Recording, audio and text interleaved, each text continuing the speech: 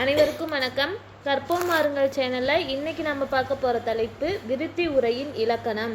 இதுக்கு முன்னாடி வீடியோவில் காண்டிகைனா என்ன, அதோட வகைகள்லாம் என்ன அப்படிங்கிறத பற்றி பார்த்தோம். இந்த வீடியோவில் விருத்தி உரையோட இலக்கணம் பற்றியும் அதுக்கு அடுத்து வர தலைப்புகள் பற்றியும் பார்க்கலாம்.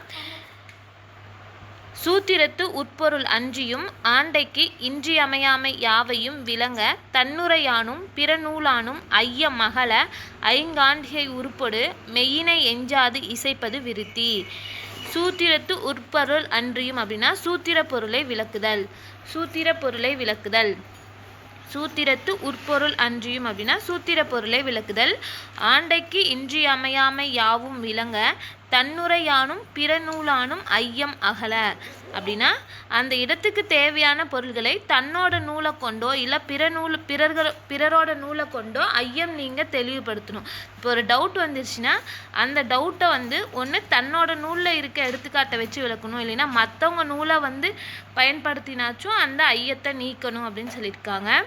அடுத்தது ஐங்காண்டிகை உருப்பொடு மெய்யினை எஞ்சாது இசைப்பது விருத்தி. ஐங்காண்டிகை உருப்பொடு மெய்யினை எஞ்சாது இசைப்பது விருத்தி அப்படின்னா ஐங்காண்டிகை உறுப்போடு எஞ்சிய 9 உறுப்பும் கூட ஐயமகல உண்மை பொருளை தெளிவுபட விரிவாக உரைத்தல். இப்போ நம்ம காண்டிகைன்னு பார்த்தோன்னா 5 பொருள் இருக்குன்னு பார்த்தோம், 5 உறுப்புகள் இருக்கும். அந்த உறுப்புகள் கூட இன்னொரு 9 உறுப்பு கூட சேர்ந்து மற்றவங்களோட ஐயமகல உண்மை பொருளை தெளிவுபட விரிவாக உரைக்கணும். நம்மளோட பயம் நீங்கி உண்மை பொருள் என்ன அப்படிங்கிறத தெளிவாக விரிவாக உரைக்கணும் அப்படின்னா இந்த ஐங்காண்டிகை உறுப்போடு இன்னொரு 9 உறுப்பும் சேர்ந்து வரும் அப்படின்னு சொல்லியிருக்காங்க. அடுத்தது நூல் என்பதன் பெயர் காரணம். நூல் அப்படின்னா ஏன் ஒரு நூல் அப்படின்னு பேர் வந்துச்சு அப்படிங்கிறதுக்கான விளக்கம் கொடுத்துருக்காங்க. இதுக்கான நூற்பா 24வது நூற்பா என்னன்னு பார்த்தோன்னா, பஞ்சிதன் சொல்லா பணுவல் இலையாக செஞ்சொற் புலவனே சேயிலையா எஞ்சாத கையே வாயாக கதிரே மதியாக மயிலா நூல் முடியுமாறு. பஞ்சிதன் சொல்லா பணுவல் இலையாக செஞ்சொற் புலவனே சேயிலையா எஞ்சாத கையே வாயாக கதிரே மதியாக மயிலா நூல் முடியுமாறு. என்ன சொல்லியிருக்காங்கன்னா, ஒரு பெண் தனது கையினால் கதிராகிய கருவியை கொண்டு பஞ்சினை இழைத்து நூலாக்குகிறாள். பஞ்சிதன் சொல்லா பணுவல் இலையாக அப்படின்னா இதில் 2 அர்த்தம் கொடுத்துருக்காங்க. ஒன்று என்னென்னா, ஒரு பெண் தன்னோட கையில் கதிரான கருவியை வச்சுக்கிட்டு பஞ்சை இழைத்து நூலாக ஆக்குறாங்க. அதே மாதிரி தான் ஒரு புலவன் என்ன பண்ணுறான்னா தன்னோட வாயால் அறிவாகிய கருவியை கொண்டு சொற்களால் செய்யுள் இயற்றி அந்த நூலை உருவாக்குறான்.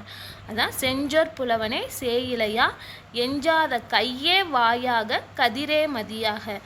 கைதான் வாய் தான் கை. ஒரு பெண் எப்படி கையால் நூல் கோக்குறாங்களோ அதே மாதிரி ஒரு புலவன் வாயை கையாக பயன்படுத்தி மதியை கதிராக பயன்படுத்தி ஒரு நூலை செய்கிறாங்க அப்படிங்கிறத இதில் அர்த்தம். ஒரு பெண் கையை கதிராகவும் கையில் கதிராக ஒரு கருவியை பயன்படுத்தி பஞ்ச நூலாக்குற மாதிரி ஒரு புலவன் தன்னோட அறிவை பயன்படுத்தி தன்னோட வாயினால் ஒரு செய்யுள் நூல் இயற்றுகிறான். அதுதான் நூல். நூல் செய்யப்படுவதற்கான உவம ஆகு பெயர் தான் என்ன இங்கே கொடுத்துருக்காங்க. நூலை போன்று செய்யப்படுவதால் ஒரு பெண் எப்படி ஒரு நூலை உருவாக்குறாங்களோ அதே மாதிரி ஒரு புலவன் ஒரு நூலை ஆக்குறனால இதுக்கு உவம ஆகு பெயர் அப்படின்னு பேர் வந்திருக்கு. நூல் அப்படிங்கிறது என்ன அப்படின்னு கேட்டாங்கன்னா உவம ஆகு பெயர். நூல் அப்படிங்கிறது உவம ஆகு பெயர். நூலின் மாண்பு என்ன அப்படின்னு பார்க்கலாம். ஒரு நூல் எப்படிலாம் உருவாக்குறாங்க, அது எந்த மாதிரி இருக்கணும் அப்படி சொல்லியிருக்காங்கன்னா, 25வது நூற்பால உரத்தின் வளம் பெருக்கி உள்ளிய தீமை புறத்தின் வளம் முறுக்கி பொல்லா மரத்தின் கணக்கோட்டம் தீர்க்கும் நூல் அக்தே போல் மாந்தர் மனக்கோட்டம் தீர்க்கும் நூல் மாண்பு. 25வது நூற்பா உரத்தின் வளம் பெருக்கி உள்ளிய தீமை புறத்தின் வளம் முறுக்கி பொல்லா மரத்தின் கணக்கோட்டம் தீர்க்கும் நாள் அக்தே போல் மாந்தர் மனக்கோட்டம் தீர்க்கும் நூல் மாண்பு. என்னென்னா வளைந்த மரத்தோட கோணலை போக்கி நேராக்குவது எற்று நூல் அப்படிங்கிற ஒரு நூலை பயன்படுத்தி வளைந்த ஒரு மரத்தை நேராக்குறாங்க. அதுபோல தான் மனிதரோட கோணலை போக்கி நல்வழிப்படுத்துறத கல்விங்கிற நூல் அப்படின்னு சொல்லியிருக்காங்க. உரத்தின் வளம் பெருக்கி உள்ளிய தீமை புறத்தின் வளம் முறுக்கி பொல்லா மரத்தின் கணக்கோட்டம் தீர்க்கும் நூல். ஒரு வளைந்த மரத்தோட கோணலை நீக்கிறதுக்கு பயன்படுத்துறது எற்று நூல். அதே மாதிரி மனிதர்களோட மனக்கோணலை நீக்கிறதுக்கு பயன்படுத்துறது ஒரு கல்வியாக இருக்க நூல். நூலை போல செம்மைப்படுத்துவதால் நூல் என்பது உவம ஆகு பெயர். இது நம்ம மேலேயே பார்த்த மாதிரி தான். எப்படி ஒரு துணி தைக்கிற நூல் அந்த துணியை செம்மையாக ஆக்குதோ அதே மாதிரி மனிதனோட அறிவை உருவாக்குறதுக்கு கல்வி அப்படிங்கிற நூல் பயன்படுத்துறதுனால இது உவம ஆகு பெயர் அப்படின்னு சொல்லியிருக்காங்க. நூல் போல ஆக்கப்படுதலாலும் எற்று நூல் போல செயற்படுதலாலும் நூல் என்பது காரண பெயர். எப்படி நூலை ஒரு கருவியில் பயன்படுத்தி ஒரு நூலை துணியாக உருவாக்குறாங்களோ அதே மாதிரி தான் ஒரு புலவன் தன்னோட அறிவை பயன்படுத்தி ஒரு நூலை உருவாக்குறான். அந்த ஒரு காரணத்தாலையும் இன்னொன்று வளைந்த மரத்தை நேராக நிறுத்துறதுக்கு எப்படி எற்று நூல் பயன்படுதோ அதே மாதிரி மனிதரோட மனக்கோணலை நீக்கிறதுக்கு ஒரு நூல் பயன்படுது அப்படிங்கிறனால இது உவம ஆகு பெயர் அப்படின்னு சொல்லியிருக்காங்க. நூல் போல ஆக்கப்படுதலாலும் எற்று நூல் போல செயல்படுதலாலும் நூல் என்பது காரண பெயர். ஃபஸ்ட்டு கல்வி நல்வழிப்படுத்துறதுக்கு பயன்படுறதுனால உவம ஆகு பெயர். எற்று நூல் மாதிரி செயல்படுறதுனால இது ஒரு காரண பெயர் அப்படின்னு சொல்லியிருக்காங்க. இதற்கான நூற்பா பார்க்கலாம். உரத்தின் வளம் பெருக்கி உள்ளிய தீமை புறத்தின் வளம் முறுக்கி பொல்லா மரத்தின் கணக்கோட்டம் தீர்க்கும் நூல். அதேபோல் மாந்தர் மனக்கோட்டம் தீர்க்கும் நூல் மாண்பு. அடுத்தது பார்த்தோன்னா ஆசிரியர். நன்னூலார் ஒரு ஆசிரியர் இப்படிலாம் இருக்கணும் இப்படிலாம் இருக்கக்கூடாது அப்படின்னு சொல்லி பிரித்து சொல்லியிருக்காரு. ஒரு நல்ல ஆசிரியருக்கான இலக்கணம் என்ன, ஆசிரியர் ஆகாதவர்களுக்கான இலக்கணம் என்ன அப்படிங்கிறத பற்றி தெளிவாக சொல்லியிருக்காரு. அதை பற்றி இப்போ பார்க்கலாம். ஆசிரியர் அப்படின்னா என்னென்னா குற்றம் களைபவர். ஆசிரியருக்கு பொருள் என்ன, ஆசிரியர் அப்படிங்கிற வார்த்தைக்கு பொருள் என்னென்னா குற்றம் களைபவர் அப்படின்னு சொல்லியிருக்காங்க. ஆசிரியர் அப்படின்னா குற்றம் களைபவர். தான் குற்றமற்றவராக நின்று தன்னிடம் கற்க வருவோரை குற்றமற்றவராக்கும் பணியை செய்பவரே ஆசிரியர். ஒரு ஆசிரியர் ஃபஸ்ட்டு தான் குற்றம் இல்லாமல் இருக்கணும், அதே மாதிரி தன்கிட்ட வர மாணவர்களையும் குற்றமற்றவர்களாக வச்சிருக்கணும் அப்படின்னு சொல்லியிருக்காங்க. இவரை நன்னூலார் நுவல்வோன் என குறிப்பிடுகின்றார். நூற்பால சொல்லியிருப்பாரு நுவல்வோன் அப்படின்னு சொல்லிட்டு.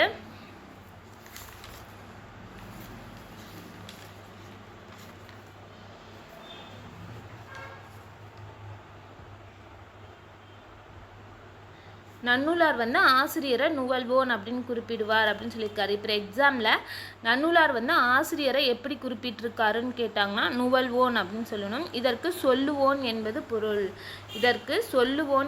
பொருள். நன்னூலார் ஆசிரியரை நூலுரை ஆசிரியர், ஆசிரியர் ஆகாதார் என இரு வகையினராக சுட்டுகிறார். அதான் ஆசிரியர்னா எப்படி இருக்கணும், ஆசிரியர் ஆகாதவர்கள்லாம் எப்படி இருப்பாங்க அப்படிங்கிறதுக்கு சொல்லியிருக்காங்க. ஃபஸ்ட்டு நல்லாசிரியருக்கான இலக்கணம் என்னன்னு பார்த்தோன்னா குலன் அருள் தெய்வம் கொள்கை மேன்மை கலைப்பயில் தெளிவு கட்டுரை வன்மை நிலம் மலை நிறைக்கோள் மலர்நிகர் மாட்சியும் உலகியல் அறிவோடு உயர்குணம் இணையவும் அமைபவன் நூல் உரையாசிரியனே. இப்போ ஒரு ஆசிரியர் எப்படி இருக்கணும்னு பார்த்தோன்னா குலன் அருள் தெய்வம் கொள்கை மேன்மை கலைப்பயில் தெளிவு கட்டுரை வன்மை நிலம் மலை நிறைக்கோள் மலர்நிகர் மாட்சியும் உலகியல் அறிவோடு உயர்குணம் இணையவும் அமைபவன் நூல் உரையாசிரியனே. இது எல்லாமே ஒரு ஆசிரியருக்கான முக்கிய பண்புகள் அப்படின்னு சொல்லியிருக்காங்க. இதில் ஃபஸ்ட்டு குலன் அப்படின்னா நற்குடி பிறப்பு. ஒரு ஆசிரியர் அப்படின்னா ஒரு நல்ல குடியில் பிறந்தவராக இருக்கணும். குலன் அப்படின்னா நற்குடி பிறப்பு. அருள் அப்படின்னா இரக்க குணர்வு. ஒரு ஆசிரியருக்கு கண்டிப்பாக இரக்க குணர்வு இருக்கணும் அப்படின்னு சொல்லியிருக்காங்க. மூன்றாவது தெய்வம் அப்படின்னா அவருக்கு தெய்வ வழிபாடு இருக்கணும். ஒரு ஆசிரியர் அப்படின்னா தெய்வ வழிபாடு இருக்கணும். கொள்கை அப்படின்னா பெருந்தன்மை. தெய்வ கொள்கை அப்படின்னா தெய்வ வழிபாடு இருக்கணும். குலன்னா நற்குடி பிறப்பு, அருள்னா இரக்க உணர்வு, தெய்வ கொள்கைன்னு பார்த்தோன்னா தெய்வ வழிபாடு, மேன்மை அப்படின்னா ஒரு ஆசிரியருக்கு பெருந்தன்மை அப்படிங்கிறது கண்டிப்பாக இருக்கணும் அப்படின்னு சொல்லியிருக்காங்க. கலைப்பயில் தெளிவு அப்படின்னா பல நூல்களை கற்று தெளிந்த அறிவு. ஒரு ஆசிரியர் எப்பயுமே படித்து அவங்க அறிவை வளர்த்துக்கிட்டே இருக்கணும். அதுதான் இங்கே கலைப்பயில் தெளிவு, பல நூல்களை கற்று தெளிந்த அறிவு இருக்கணும் அப்படின்னு சொல்லியிருக்காங்க. கட்டுரை வன்மை. கட்டுரை வன்மை அப்படின்னா சுவைப்படவும் தெளிவாகவும் விளக்கும் சொல்லாற்றல் இருக்கணும். கட்டுரை வன்மை அப்படின்னா ஒரு கருத்தை சொல்கிறாங்கன்னா அதை நல்லா தெளிவாக அவங்களுக்கு புரிகிற மாதிரி விளக்குற மாதிரி அவங்கக்கிட்ட பேசுகிற சொல்லாற்றல் இருக்கணும் அப்படின்னு சொல்லியிருக்காங்க. அடுத்தது பார்த்தோன்னா நிலம் மலை நிறைக்கோள் மலர் நிகர் மாட்சி. ஆசிரியர் அப்படிங்கிறவங்க நிலம் மலை நிறைக்கோள் மலர் இது கூட இணையான குணங்கள் இருக்கணும். நிலம் மாதிரி மலை மாதிரி நிறைக்கோள் மாதிரி மலர் மாதிரி செயல்படுற ஒருத்தராக ஒரு ஆசிரியர் இருக்கணும் அப்படின்னு சொல்லியிருக்காங்க. உலகியல் அறிவோடு காலத்திற்கு ஏற்ப சிந்திக்கும் ஆற்றல். உலகியல் அறிவோடு அப்படின்னா காலத்திற்கு ஏற்ப சிந்திக்கும் ஆற்றல். ஒவ்வொரு காலத்துலேயும் மாணவர்கள் ஒவ்வொரு மாதிரி இருப்பாங்க. அவங்களுக்கு ஏற்ற மாதிரி சிந்திக்கிற ஆற்றல் ஒரு ஆசிரியருக்கு கண்டிப்பாக இருக்கணும். உயர்குணம் இணையவும். இவற்றை போன்று பிற உயர்ந்த குணங்களையும் ஆசிரியர் அப்படிங்கிறவங்க பெற்றிருக்கணும் அப்படின்னு சொல்லியிருக்காங்க. என்னென்னு பார்த்தோன்னா நற்குடி பிறப்பு, இரக்க உணர்வு, தெய்வ வழிபாடு, பெருந்தன்மை, பல நூல்களை கற்று தெளிந்த அறிவு, சுவைபடவும் தெளிவாகவும் விளக்கும் சொல்லாற்றல், நிலம் மலை நிறைக்கோள் மலர் என்பனவற்றை ஒத்த சிறந்த குணங்களுடையமை, காலத்திற்கு ஏற்ப சிந்திக்கும் ஆற்றல், இவற்றை போன்ற பிற உயர்ந்த குணங்களையும் ஒரு ஆசிரியன் பெற்றிருக்க வேண்டும் அப்படின்னு சொல்லியிருக்காங்க. அடுத்தது பார்த்தோன்னா நன்னூலார். ஆசிரியர் சிறந்த ஒரு நல்ல ஆசிரியர் அப்படின்னா அவங்க நிலம் மலை நிறைக்கோள் மலர் இதுக்கோட உவமையாக காட்டியிருக்காரு. அது எப்படின்னு பார்த்தோன்னா ஃபஸ்ட்டு நிலத்தை பற்றி கொடுத்துருக்காங்க.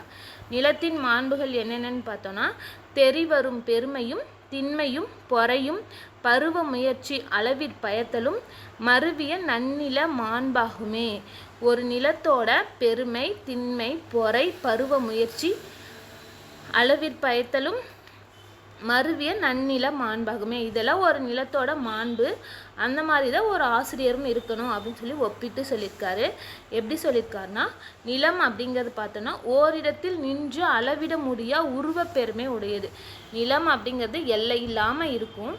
அதே மாதிரி ஒரு ஆசிரியர் அப்படிங்கிறவர் பிறரால் அறிய முடியா கல்வி பெருமை பெற்றிருக்கணும். ஃபஸ்ட்டு பெருமை சொன்னாங்க இல்லையா, அதுதான் ஓரிடத்துல நின்று அளவிட முடியா உருவ பெருமையாக நிலம் இருக்கும். அந்த நிலத்துக்கு ஈக்குவலாக ஆசிரியரும் பிறரால் அறிய முடியாத கல்வி பெருமை உடையவராக இருக்கணும் அப்படின்னு சொல்லியிருக்காங்க. இரண்டாவது பார்த்தோன்னா திண்மை. திண்மைனா வலிமை.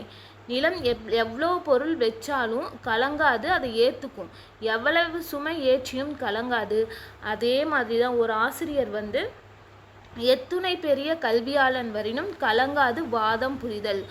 ஒரு ஆசிரியருக்கு எதிராக இன்னொருத்தவங்க எவ்வளோ பெரிய கல்வியாளர்கள் தன் கூட வாதம் புரிஞ்சாலும் அதை பார்த்து பயப்படாமல் எதிர்த்து அவங்களுக்கு கருத்துக்கள் நம்ம கொடுக்கணும். அவங்க தான் ஒரு சிறந்த ஆசிரியர் அப்படின்னு சொல்லியிருக்காங்க. மூன்றாவதாக பார்த்தோன்னா ஒரு நிலத்தை குத்தினும் வெட்டினும் பொறுத்து கொள்ளும். ஒரு நிலத்தை நம்ம எவ்வளோ காயப்படுத்தினாலும் அது பொறுத்துக்கும். அதே மாதிரி தான் ஆசிரியரும் பார்த்தோன்னா மாணாக்கரும் பிறரும் செய்யும் குற்றங்களை பொறுத்துக்கணும் அப்படின்னு சொல்லியிருக்காரு நன்னூலார். நான்காவது பார்த்தோன்னா உழவரோட உழைப்புக்கு ஏற்ப அந்த நிலம் கண்டிப்பாக பயனளிக்கும். அதே மாதிரி ஆசிரியரும் மாணாக்கருக்கு முயற்சிக்கு ஏற்ப பயன்படுத்தணும். இப்போ நிறையா நல்லா எஃபர்ட் போட்டு படிக்கிறான்னா அவனுக்கு தகுந்த மாதிரி ஹெல்ப் பண்ணணும். இப்போ ஒன்றுமே படிக்காத பசங்க இருந்தாங்கன்னா இன்னும் அதிகமாக அவங்களுக்கு எஃபர்ட் போட்டு சொல்லி கொடுக்கணும். அதுதான் நிலம் எப்படி அதிகமாக உழைச்சா அவங்களுக்கு பயன் தருது, அந்த மாதிரி மாணாக்கரோட முயற்சிக்கு ஏற்ப ஆசிரியரும் பயன் கொடுக்கணும் அப்படின்னு சொல்லியிருக்காங்க. அடுத்தது மலை. மலையோட மாண்புகள். மலை எந்த அளவுக்கு ஹெல்ப் பண்ணுதோ அதே மாதிரி ஒரு ஆசிரியரும் இருக்கணும் அப்படின்னு சொல்லியிருக்காங்க. அளக்கலாக அளவும் பொருளும் துலக்கலாக நிலையும் தோற்றமும் வரப்பினும் வளம் தரும் வன்மையும் மலைக்கே. அளக்கலாக அளவும் பொருளும் துலக்கலாக நிலையும் தோற்றமும் வரப்பினும் வளம் தரும் வன்மையும் மலைக்கே. மொத்தம் மலையோட மாண்புகள் 5 இருக்குது. அதில் ஃபஸ்ட்டு ஒன் அளக்கலாக அளவு. அளவு அப்படிங்கிறது மலை அளக்க முடியாத அளவுடையது. மலை அளக்க முடியாத அளவுடையது. அதே ஒரு ஆசிரியரும் எப்படி இருக்குன்னா அளவில்லாத கல்வி அறிவுடையவராக இருக்கணும். அப்படின்னு சொல்லியிருக்காங்க. இரண்டாவது, அளக்க முடியா பொருள் வளம் உடையது. மலை வந்து தன்னிடத்தில் இந்த பொருள் தான் இருக்கும், கல் மட்டும்தான் இருக்கும், மரம் மட்டும்தான் இருக்கும், அப்படி இல்லாமல் தன்கிட்ட நிறையா பொருள் வளம் வச்சுருக்கும். அதே மாதிரி தான் ஆசிரியரும் பல நூல்களை கற்று பன்னுல் புலமை உடையவராக இருக்கணும் அப்படின்னு சொல்லியிருக்காங்க. மூன்றாவது, மலை. மூன்றாவது குணம் என்னன்னு பார்த்தோன்னா, ஒரு மலையை யாராலையும் அசைக்க முடியாது, எத்தகையவராலும் அசைக்க முடியாதது மலை. அதே மாதிரி ஆசிரியரும் பிற புலவராலும் வெல்ல முடியாத கல்வி அறிவு உடையவராக இருக்க வேண்டும். பிற புலவராலும் வெல்ல முடியாத கல்வி அறிவு உடையவராக இருக்க வேண்டும். நான்காவது பார்த்தோன்னா, மலை வந்து தொலைவில் உள்ளவர் காணும்படியான உயரமுடையது. மலை அப்படிங்கிறது நம்ம எவ்வளோ தூரத்தில் இருந்து பார்த்தாலும் அது வந்து நம்மளுக்கு தெரிகிற அளவுக்கு ஹைட்டானதாக இருக்கும். அதே மாதிரி தான் ஒரு ஆசிரியரும் தொலைவில் உள்ளவரும் அறியும் கல்வி புகழுடையவராக இருக்கணும். குறிப்பாக கல்வி புகழுடையவராக இருக்கணும் ஒரு ஆசிரியர். ஐந்தாவது மாண்பு என்னன்னு பார்த்தோன்னா, மலை வந்து வானம் அரண்டு பொய்ப்பினும் சுனைகளால் நீரை தரும் கொடைத்தன்மை கொண்டது.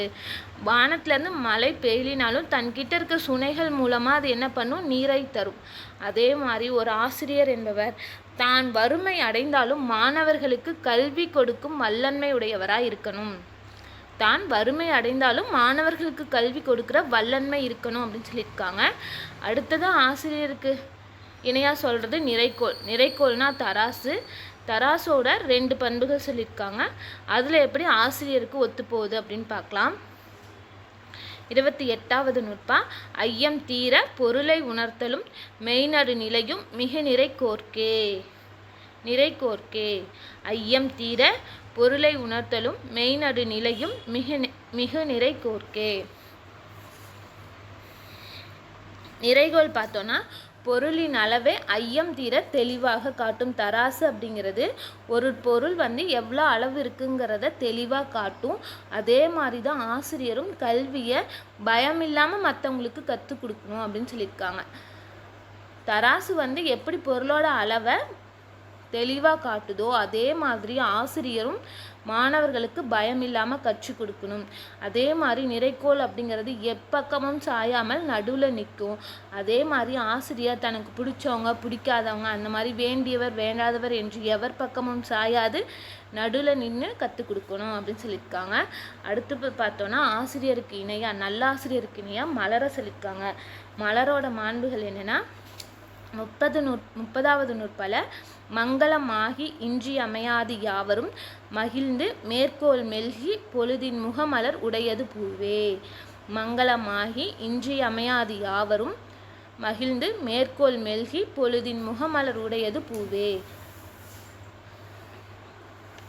மலர் அப்படிங்கிறது மங்கள காரியங்களுக்கு பயன்படுத்தக்கூடிய பொருள். அதே மாதிரி ஆசிரியரும் நன்மை பயக்கிற செயல்களுக்கு மட்டும்தான் உதவணும் அப்படி சொல்லியிருக்காங்க. நன்மையான செயல்களுக்கு மட்டும்தான் உரியவர். படிப்பு அப்படிங்கிற ஒரு நல்ல செயலுக்கு உரியவராக இருக்கனால அவரை மலர் கூட ஒப்பிட்டு சொல்லியிருக்காங்க.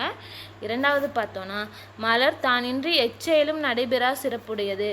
இப்போ ஒரு நல்ல விசேஷம்னு எடுத்துக்கிட்டோன்னா, நாம் வெளியே கிளம்புனா கூட கண்டிப்பாக பூ வச்சுட்டு போகணும் அப்படின்னு நினைப்போம். அந்த மாதிரி ஒரு எல்லா செயலையும் நல்ல விஷயங்களில் கண்டிப்பாக மலர் பயன்படுற மாதிரி ஒரு ஆசிரியரும் எந்த செயலும் ஆசிரியர் இல்லாமல் நடைபெறாமல் இருக்கணும் அப்படி சொல்லியிருக்காங்க. ஆசிரியர் இன்றி எல்லா செயலும் எச்செயலும் நடைபெறாது அப்படின்னு சொல்லியிருக்காங்க. 3வது பண்பு பார்த்தோன்னா, மலர் அப்படிங்கிறது எல்லோரும் விரும்பி சூடும் தன்மை கொண்டிருக்கும். மலர் வந்து எனக்கு பூ பிடிக்காது அப்படின்னு சொல்கிற ஒருத்தவங்க கூட இருக்க மாட்டாங்க. அதே மாதிரி தான் ஆசிரியரும் எல்லாராலையும் போற்றப்படுகிற குணமுடையவராக இருக்கணும் அப்படின்னு சொல்லியிருக்காங்க. 4வது பண்பு பார்த்தோன்னா, மலர் அப்படிங்கிறது மென்மைத்தன்மை உடையதாக இருக்கும். ஆசிரியரும் எல்லா மாணவர்களுக்கூடையும் எளிதில் நெருங்கி அன்பு பாராட்ட வேணும், எளிதில் நெருங்கி நல்லா பழகணும் அப்படின்னு சொல்லியிருக்காங்க. 5வது பண்பு, மலர் அப்படிங்கிறது உரிய காலத்தில் இப்போ நைட்டு பூக்கும் அப்படின்னா நைட்டு பூத்துரும். அந்த மாதிரி ஆசிரியர் வந்து எப்போவுமே முகமலர்ச்சி உடையவராக இருக்கணும் அப்படின்னு சொல்லியிருக்காங்க. இது வரைக்கும் ஒரு ஆசிரியருக்கான இயல்புகள் என்னென்ன, ஒரு நல்லாசிரியர் அப்படிங்கிறவர் எப்படி இருப்பார், எந்த மாதிரி